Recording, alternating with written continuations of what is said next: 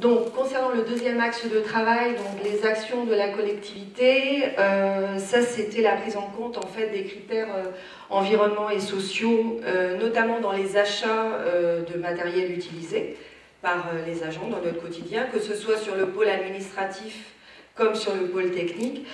Bon, l'achat de papier 100% recyclé, les produits moins impactants pour l'environnement. On parle de produits ou de méthodes de désherbage, pour l'équipe qui gère la voirie. Les nettoyages de cales également. Et je sais que ça a été évoqué, je ne sais plus, je crois que c'est dans l'atelier eau, il me semble. Voilà. Donc, voilà. Et puis également, donc dans ces critères environnementaux et sociaux, une forte envie de la part des agents, une forte volonté à ce que l'on prenne en compte effectivement ces critères dans les chantiers de réhabilitation ou de construction de bâtiments gérés par notre collectivité.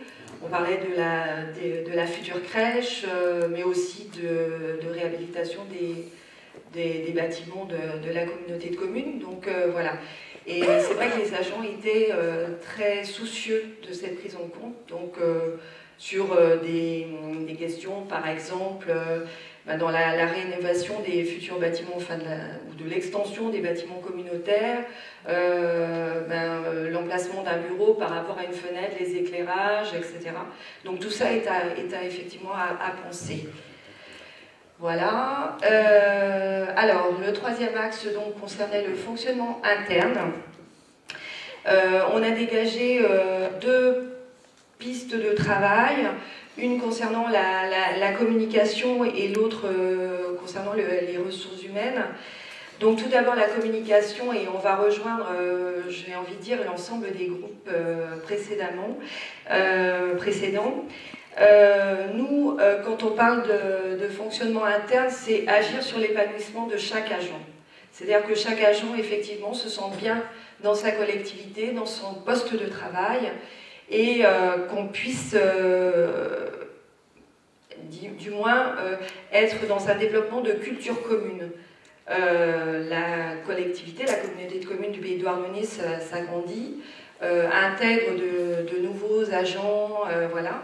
Et donc il y a forcément des questions à se poser pour améliorer l'accueil, que ce soit l'accueil des nouveaux salariés de la communauté de communes, envisager peut-être des systèmes de parrainage, c'est-à-dire un agent qui va parrainer un nouvel arrivant pour l'accompagner dans son adaptation à la collectivité.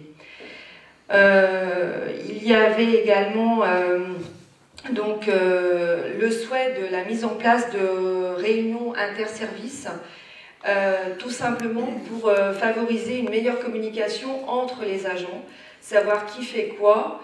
À titre personnel, je ne suis pas sûre qu'il y ait bon nombre d'agents de la collectivité qui sachent en quoi consiste mon métier. Et moi, de la même façon, je ne suis pas sûre de connaître le fonctionnement, les exigences d'un poste de travail, que ce soit en voirie ou ordures ménagères, etc. Donc l'idée c'était justement d'impulser cette transversalité, c'est-à-dire qu'on ne soit pas sur un fonctionnement pyramidal, directeur, chef de service et l'agent qui est opérationnel, mais bien sur les partages entre nous de compétences aussi, de mutualisation que l'on peut imaginer.